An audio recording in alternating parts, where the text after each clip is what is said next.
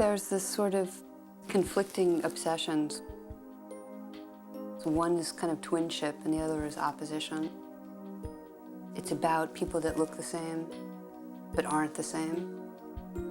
It's about boys that look like girls or girls that look like boys, or boys that look like soldiers and aren't. I'm trying to create tribes of people, and I think that's why I was so drawn to the wrestling. You get there and there's this tribe and they do sort of look a bit similar. They all have the same kind of bodies.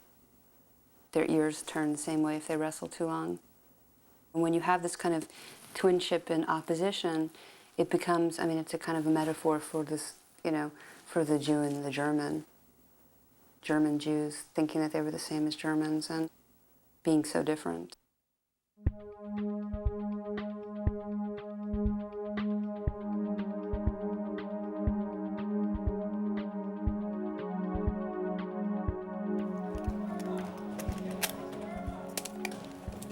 I decided to go back to high school and photograph high school wrestling. I had never really seen my wrestling team because no one ever had interest in wrestling. And I was just really taken by the guys. I loved the way the guys looked. I loved that they were doing something that in a way made them small outcasts. They were doing not a popular sport, not a sport that people watched, a sport that was really difficult. Particularly in practice, it's about partnerships. And I just thought it was a really beautiful relationship that I had never seen before.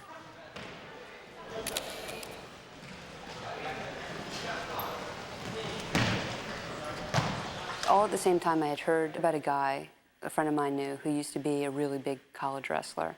And he was sort of, you know, in the fringe art world, and we should get together sometime. He's been coaching me and kind of explaining from the position of a wrestler what's going on. Whenever we would go somewhere, we would just talk the whole time about wrestling.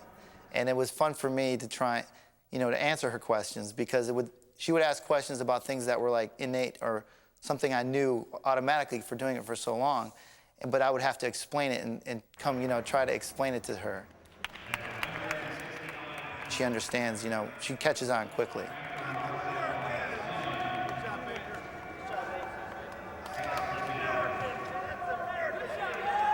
For me, you know, and I can only approach it as a woman, but for me, from the outside, masculinity has sort of been depicted in very black and white terms. There never seems to be a wide range of emotional definitions of men. Are you guys twins? Yeah. No? I love when I'm shooting wrestling, particularly in practice, to see two guys throwing some moves and then being careful that they didn't hurt each other. You know, pushing as hard as they can, but then pulling back, making sure that they're okay. Talking about how to do it better. All that kind of stuff, I think, is to me a rich part of masculinity. And then the sort of, oh, see, now this is the classic wrestling guy. I just love this guy, St. Ed's. He won his match like so fast.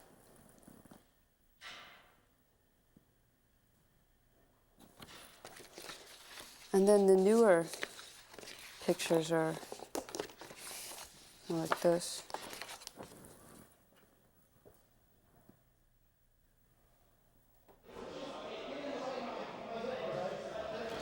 I'm looking for introspection. I'm looking for the moment before the guy goes out there, the moment when he comes off, either exhilarated because he won or devastated because he lost. I like devastation. I like exhaustion. I really like seeing someone that I know can't barely get up.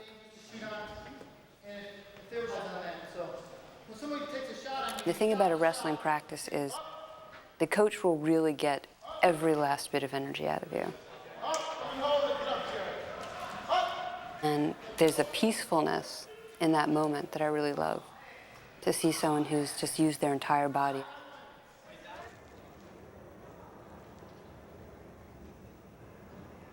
As much as you explain to someone that you want to show all sides of it, no one who lost wants a flash in their face. Thanks. Oh, sorry. Having a woman approach them is different. I think most of the people in the wrestling world are guys. No, show them the tap. Yeah, because like, I'm in art. You want to draw a picture from this pictures? Yeah, well, I mean, I'd change it so it wouldn't like straight your work. Yeah. So, I Okay, I'll do it if you'd make a trade with me. Oh, it's fine. Teenagers' sexuality belongs to themselves. What I'm doing Wait, hold on. If I catch a glimpse of their sexiness, it's a sexiness they're playing with and they're practicing, but it's not something I'm asking for. I'm aware that it's there. I'm aware that other people might see it, but I'm interested in the life I would have had if I was a boy, and this is one facet of it. Just stay there.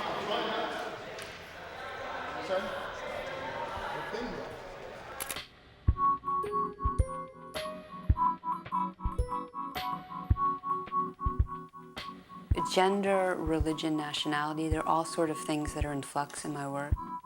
And they all build on each other, this idea of you're not sure what you're looking at, echoing you're not sure what you are, you're not sure what someone else is.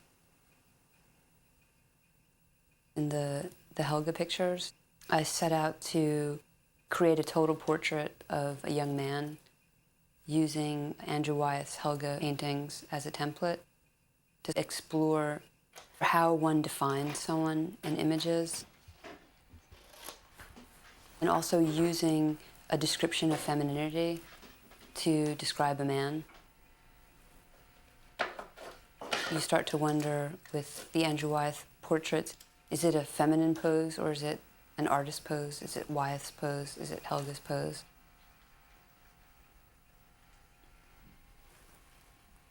Helga reminded me so much of Jens, this boy Jens Fuchslag. This was Jens when he was 18 and a half, and he was really quite similar in the physique. And then he really changed here when he turned 19 and a half, got slimmer.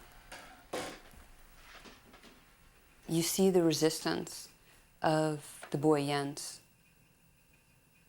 He's playing this character, and the only way he can pose in certain poses is to know that everyone else knows he's playing her, that it's not really him. But you see moments where he forgets, and they're the poses that he would call neutral poses. And the feminine poses are the poses that he feels women perform for men. It wouldn't have been a successful project had there not been an intense collaboration between Jens and I. Like both understanding that we both were doing this job, and it was somewhat difficult and confusing, and we had mixed feelings about it, but it became a kind of ritual, like making these pictures, and often we make the same picture over and over again. There's this notion of, I think that I've always had in my work, of trying to get very close to something. It's trying to create as little distance as possible between the viewer and the subject. And I think that level of intimacy that Wyeth pursued was really familiar to me. 14 years ago, I went to Stuttgart with a German friend from New York and ended up in this small town and met this amazing family. I kind of just fell in love with the whole family and kind of traditional, kind of country family setting. And I guess about 4 summers into the relationship, I started photographing the younger members of the family. it really became part of, I think, the summer experience. That, you know, summer came with picture taking, and it was this kind of big thing that happened sometimes every day for a week. I started shooting Herbert when he was 9 years old, and he doesn't even remember the first time he was shot. He has to look at pictures to say, oh yeah, that was me. We would go to the forest and, I don't know, play soldiers with the uniforms at that time, and play hide and seek. Then here's Karin dressed up as a guy. So everything is like so fake there. There's a girl playing a guy, there's all these German boys playing grown men, and there's Germans playing American soldiers. And all this clothing was yours at that point, right? Because that's Right. how I started doing army pictures. Because you had all this stuff. Because of my army nerdiness. Yeah, your army obsession. I might have possessed like 7 or 8 US uniforms when I met Collier first. We got the US military uniforms pretty cheap at flea markets because the troops were leaving town at that time, or they were leaving Germany. Should I take this off? But you always had this posse of guys that for, what was I paying back in the old days, like 10 marks an hour. Ich bin alle weiß hier. You can't go to a lake with a bunch of teenage boys and not have a plan. You've got to have a plan. When we're kind of marching around the lake, I may say, okay, Herbert, you know, hold Andreas's shoulder. And they'll just kind of pose like that. And that's a picture. And it's not a picture I planned, but it's a picture I saw.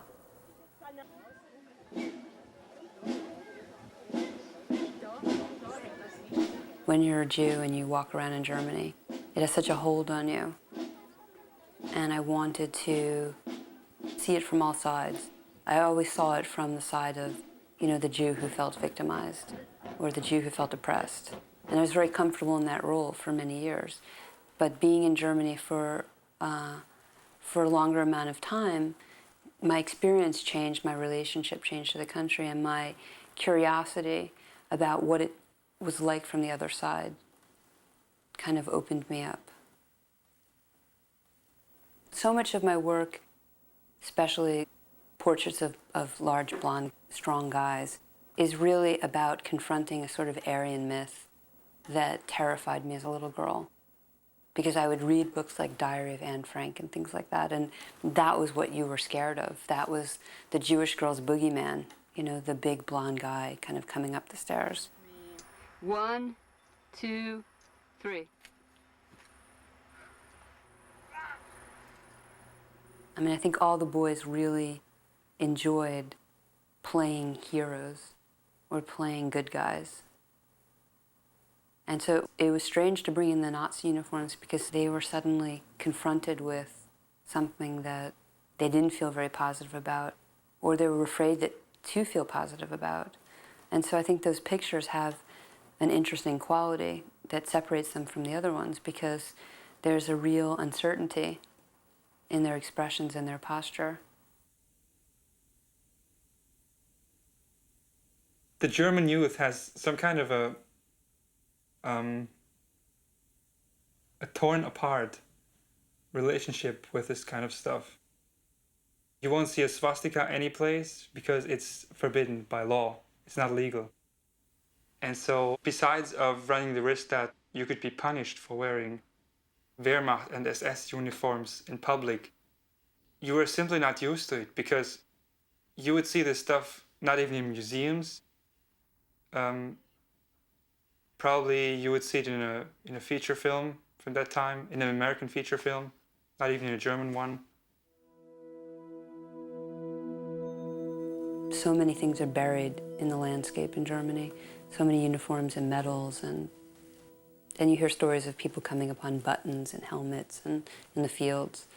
And I think that I really wanted to flush some of that up, to dig some of that up, and to almost that some of these soldiers seem to have come up from the ground.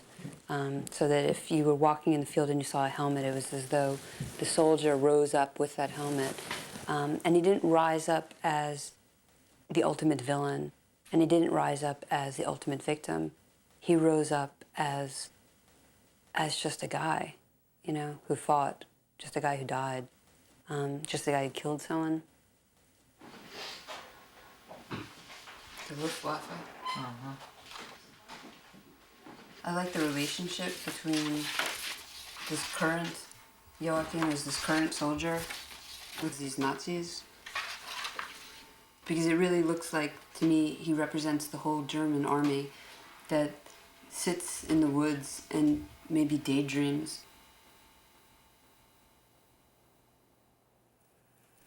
If the forest is the pride of Germany, then, you know, let's talk about what actually happened in the forest.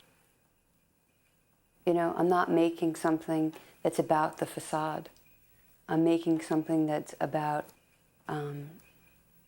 removing the myth and then being left with something that is more human.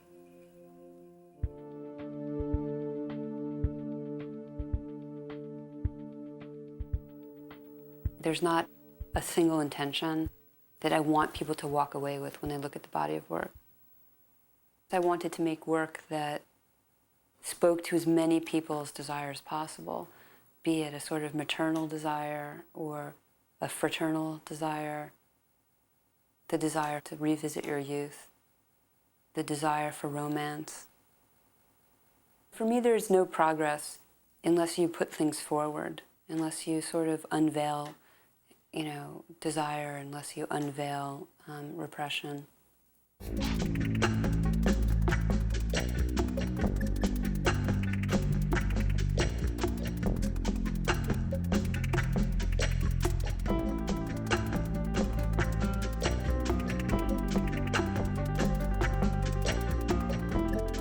To learn more about Art 21, Art in the 21st Century, and to download the free Educator's Guide, please visit PBS Online at pbs.org.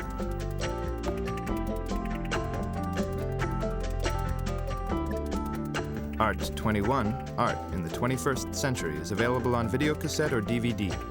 The companion book to the series is also available. To order, call PBS Home Video at 1-800-PLAY-PBS.